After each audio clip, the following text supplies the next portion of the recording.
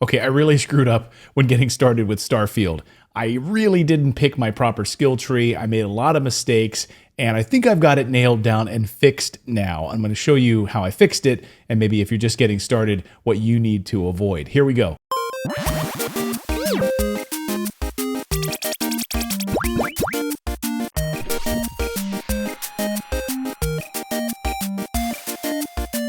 I've been loving Starfield. I'm only about 10 hours into the game. Many of you are hundreds of hours into the game, but if you're just getting started, then great, and then hopefully you can join me on this journey. And if you like talking about games, you like talking about retro games and new games with a father of three, a guy who's in his 40s of your generation perhaps, then hey, consider subscribing and welcome to the channel. We're just having fun here. It's a hobby, you know, we're just having fun. So no need to get so angry and fired up and pissed off about everything. I love reading the Starfield comments about how this is the greatest game ever. I love it. Other people saying it's the worst thing ever. I've wasted 100 hours of my life. So I've enjoyed the back and forth on this. Let me know in the comments below. Are you enjoying Starfield? Where are you in this game? For me, as a Star Trek lover, I've been really having a lot of fun with this game. I've barely scratched the surface on this thing. Not even like just a little bit. I mean, barely scratched the surface on this, and just thoroughly enjoying a lot of the side missions, modding out different parts of my ship, doing some of the crafting already to build different pharmaceuticals and things like that, shooting space pirates and just exploring barren planets and discovering abandoned facilities and going through and suddenly guys are jumping out and attacking me. I love that stuff. So I know I'm going to really enjoy it even more as the story develops. But one key thing that I screwed up on at the very beginning was not putting my skill tree in the proper format and really making sure that I was actually using my skills. So let's just go here. This is really important if you're just getting started with this game. Go to your skills section and let's just kind of break this down because I think this is really important. There are a total of 82 different skills in Starfield, and they're divided into 5 different categories. There's the physical, social, combat, science, and tech. So a bunch of different categories, and each of those skills has up to 4 ranks. So each of those areas you can rank up 4 times to make yourself even stronger in the game and add new abilities. So of course, the first thing you want to do is open the skills page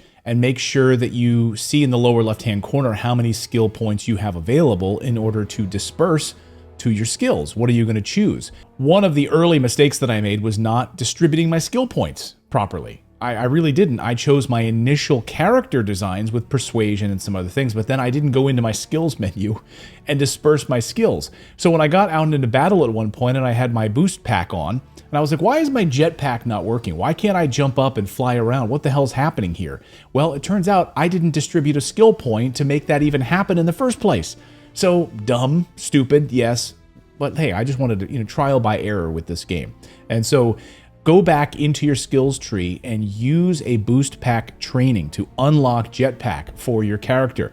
Just using 1 rank, that's all you need to do. Just rank 1 will at least give you the basic use of your boost pack. And it's so much fun. For traversal of a planet, makes you move more quickly through a planet, but also in battle. This is where I was having tons of fun. So I landed on what I thought was an abandoned planet, a barren planet, and I discovered an old science facility that had been taken over by space pirates. And so to avoid these space pirates, I was jumping up using my boost pack to get out of the way and leveling up in the process, gaining experience points. But it's just so much fun to be able to shoot up with your jetpack and fire your gun down on one of these guys. That's a lot of fun. Okay, another skill point that you want to do at the very beginning, and now because I chose Persuasion as one of my character traits, and what I've learned about this game is that unlike other Bethesda games, Persuasion actually really works in this game.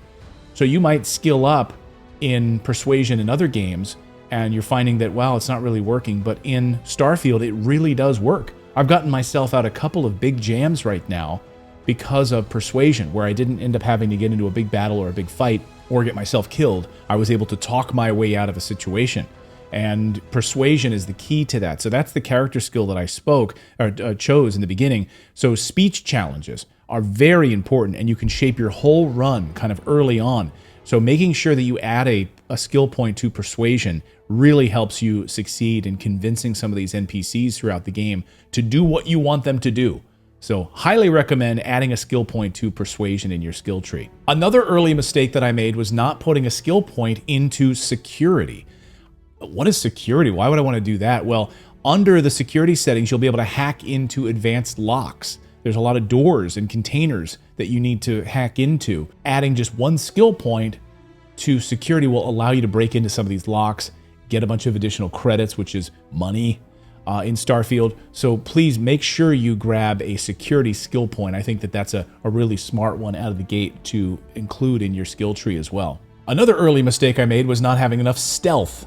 And I'm a big stealth sniper fan in games. I've always loved that in Call of Duty games. I love that in Halo. I've loved it in a lot of different games over the years. And I really love being able to sneak up and studying the lay of the land, and figuring out strategically what I need to do. And of course, in Starfield, you're actually rewarded for stealth. By taking out enemies using stealth, you'll gain experience points and be able to exceed in that area, which is great. But early on, you want to add a skill point to your stealth setting, so it'll allow you better to sneak up on people. And early in the game, I was trying to sneak up on people, and they heard me immediately. They saw me from across the room. There was no hiding at all. They took me out pretty quickly, and I got killed a couple of times. So add a stealth point, at least when you're starting out with your initial skill tree. It'll really help you in the early stages. All right, the next one is something funny that I really didn't think about, and I wish I had done early in the game, so you can get some money, some credits, and some items. It's not the most honorable thing in the world, but it's adding one skill point to theft. Now, this will allow you to kind of sneak up on people and pickpocket them. You want to be very careful, though, when you're pickpocketing people. Don't do it in an area where there's a lot of people milling about. I made that mistake. Yes, you can get some great items at the early stages of the game to kind of help you along, credits and money and different items, because you're starting out pretty much with nothing. Well, I made the mistake of, in a crowded area, sneaking up on someone while I was hidden to that person. Other people saw me, and suddenly security came over and grabbed me and basically hauled me off and are forcing me now to do a side quest, or I'll be thrown in jail, which is a really cool feature of the game. So yeah, I was hauled off world, and now they're forcing me to do a side quest, or I'm going to spend time in jail. Now, when I go down my criminal list here, I don't have a crime and I haven't been arrested, but I think because I haven't been arrested because I'm doing this whole side quest now because of it. So be very careful about when you start pickpocketing people, because you may be arrested if you do it in the wrong spots, but it's a lot of fun. One other honorable mention here is the targeted control system in your aircraft. In the early stages, it will allow you, by just adding that one point when you get your first ship, it'll allow you to unlock the ability to target individual systems on enemy ships. So you can really deal more strategically with striking those ships rather than blanketly attacking a ship. You can target their engines, you can hit their shields. There's certain things you can target when you have this targeted control system turned on in your skill tree. So don't make the mistakes that I did, which is having these additional skill points in your skill menu and then not dispersing them. I like games that don't hold your hand. And so I didn't know a lot of these things. I've been discovering it as I go along. I've been having a lot of fun with it. And I'm not pretending to be some sort of a Starfield genius at all. I just want to share with you some of the early mistakes that I made. I'm not perfect, and hopefully that you can avoid some of these things. Now, before I go, I loved your comments the other day. I did a whole video on how I bought an Xbox Series X in order to play Starfield. I have a bunch of consoles. I have the PS5, and because this was an exclusive to Xbox and the PC, and Bethesda had sent me a code for the Ultimate Edition to be able to play it, or the Premium Edition to play it on Xbox, I said, finally. After years, I went and bought an Xbox. I loved your comments. Many of you said, yes, you did the same thing. You went and bought an Xbox. Others said, Clayton, I feel so sorry for you that you bought an Xbox. You're locked to 30 frames a second. Other people said, Clayton, why wouldn't you get a PC? Why wouldn't you get a PC, a gaming PC, a souped up gaming PC? Consoles are for kids. So I loved all of the different back and forth on that point. And let me just say this. I love console gaming. That's what I mostly have. I played, had a PC in addition to my NES and my Genesis growing up. So I did a lot of PC gaming as a kid, but I've really just become a console gamer in my later years. I love being able to sit back on the couch and having that experience in that way. And so I have a souped up PC that we use here in the studio, our super streaming PC is just off here in the studio, off to the left down there. And sorry, it's a mess in here in the studio, but if you know anything about 4K streaming, you know anything about broadcast software, The software is absolutely intensive and it's CPU intensive. And so we don't want anything at all else on this supercomputer except for our streaming for our live show. But I appreciate the feedback on that. Clayton, why don't you PC game? I appreciate it. I'm not going to buy a whole nother, $3,000 streaming or PC just to play Starfield. So an Xbox Series X is making me very happy. I'm totally happy with that experience. Plus, as a journalist, I get to cover other games that will be available on Game Pass and things like that. So don't feel bad about it. I hear you. I hear you in your comments about PC gaming. I appreciate it. I appreciate it. So thank you guys so much for subscribing to the channel and being a part of this community. I'm having a ton of fun being able to talk about games and play old games and new games and just have a great commentary. I read all of your comments as well. So just having a ton of fun. Thank you guys, and we'll see you next time.